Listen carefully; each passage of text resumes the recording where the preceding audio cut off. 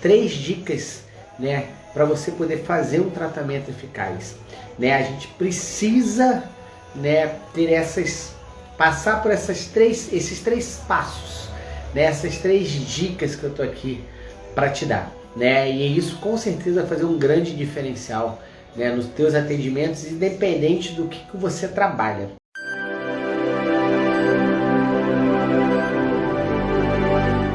A primeira dica, se você não faz, faça, porque isso vai gerar um grande diferencial nos seus atendimentos, que é criar rapport, né? E isso é fundamental, tá?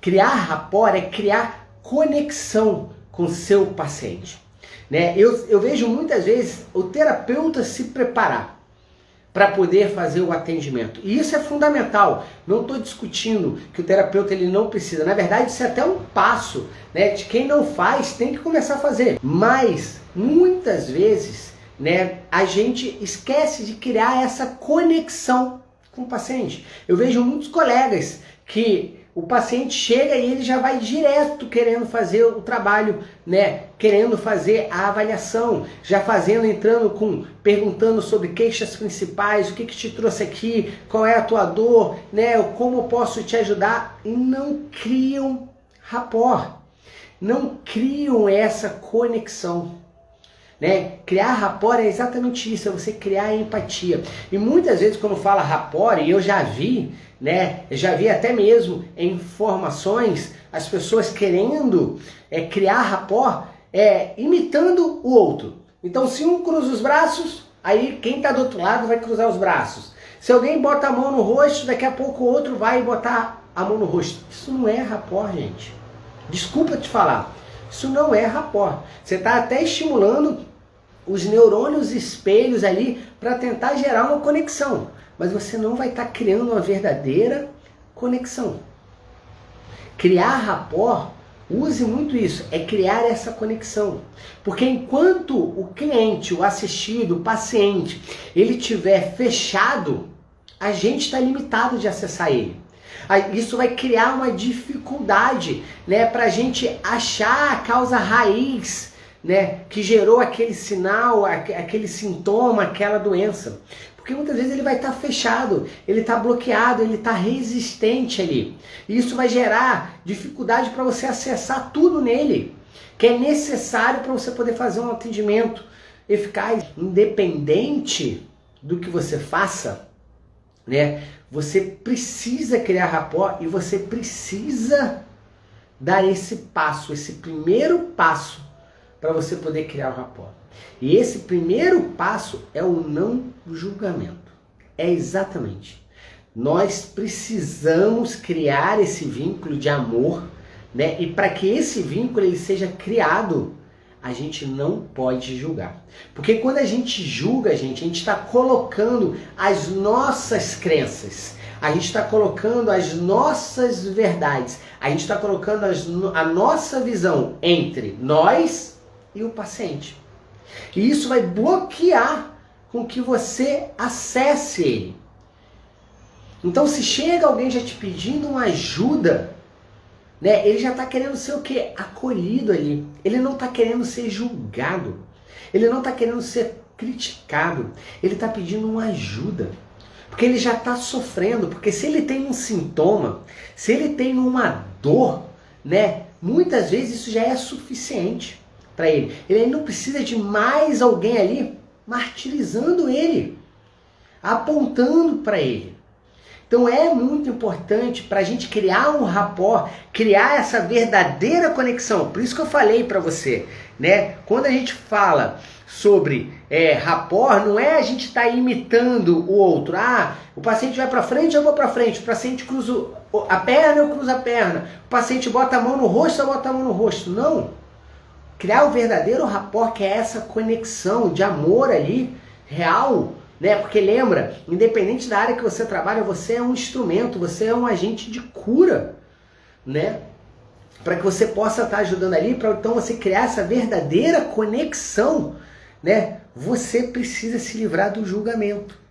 Você precisa estar aberto e saber que aquela pessoa, Os atos, muitas vezes, que ela fez, que ela realizou, né? Muitas vezes foi por um corpo de dor dela. Segunda coisa que eu quero que você já anote aí, se você não vai buscar, se você faz atendimento presencial e não vai buscar o teu cliente, né, na recepção e nem vai levar ele, busque, vá buscar ele, vá levar ele e faça um gesto simples, que você vai ver que vai trazer muita informação, que é um aperto de mão. É exatamente, um aperto de mão pode dizer muito sobre o teu cliente, que é a linguagem não verbal. O terapeuta, para ser eficaz, para poder saber criar esse rapport, criar essa conexão, né, ele tem que saber enxergar essa linguagem não verbal, né? E o aperto de mão, né, ele já traz muita informação. Para quem tem os conhecimentos que a gente vê lá dentro da formação, de entender, né, qual é o estado, né, emocional que o nosso cliente está, se ele está em um estado ativo, de estresse ativo, se ele está numa fase pós-conflito, tudo isso a gente consegue saber. Então, se você vai lá receber o teu cliente, dá um aperto de mão para ele, e quando você aperta a mão dele, ele está com a mão gelada, ele já está te dando uma informação, ele já está mostrando que ele está num estado de estresse, que a gente chama no estado ali, né, de luta ou fuga.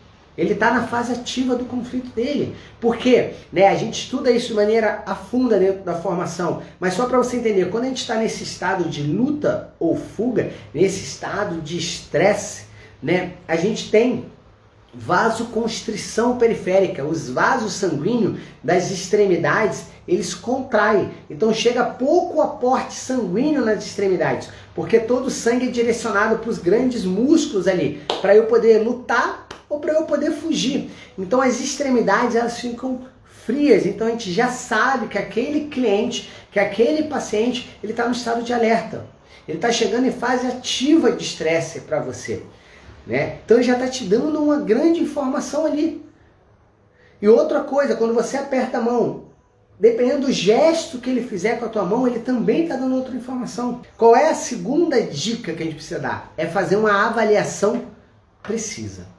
O tratamento, ele só é eficaz se você fizer uma avaliação precisa, né? A gente não consegue chegar à causa raiz dos sintomas e das doenças dos nossos pacientes se a gente não fizer uma avaliação precisa.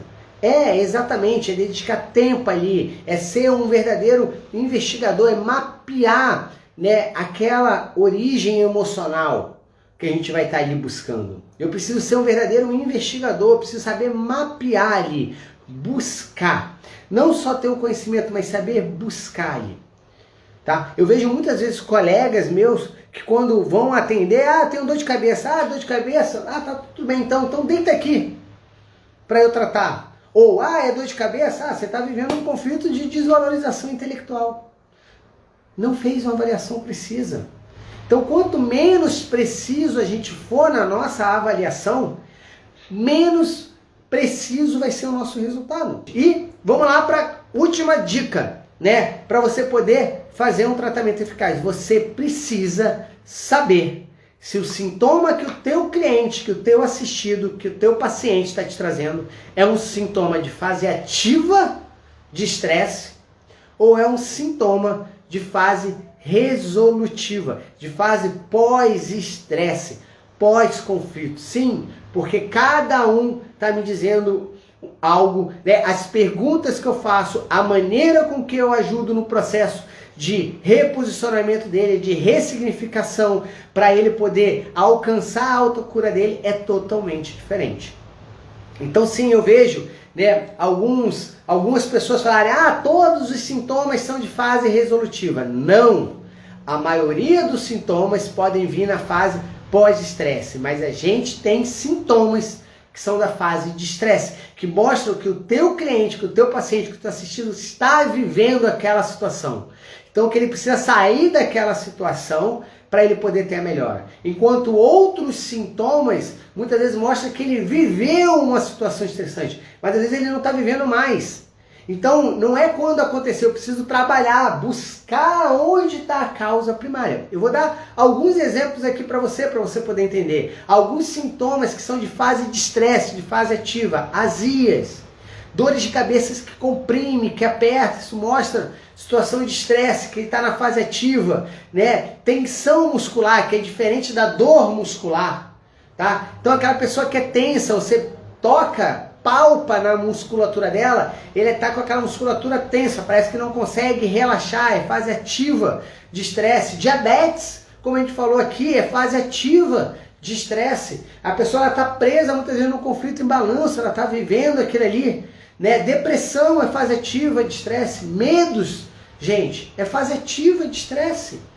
A pessoa, os sintomas que ela desenvolve pelo medo é fase ativa de estresse, né? Pressão alta. Então tudo isso é fase ativa de estresse, tá? E sintomas, entre outros, e alguns sintomas de fase de resolução, fase pós-estresse, dores musculares, né? Amidalites, por exemplo, rinite, né? Candidíase, tudo isso, por exemplo, dores articulares, musculares, tudo isso é fase resolutiva de estresse.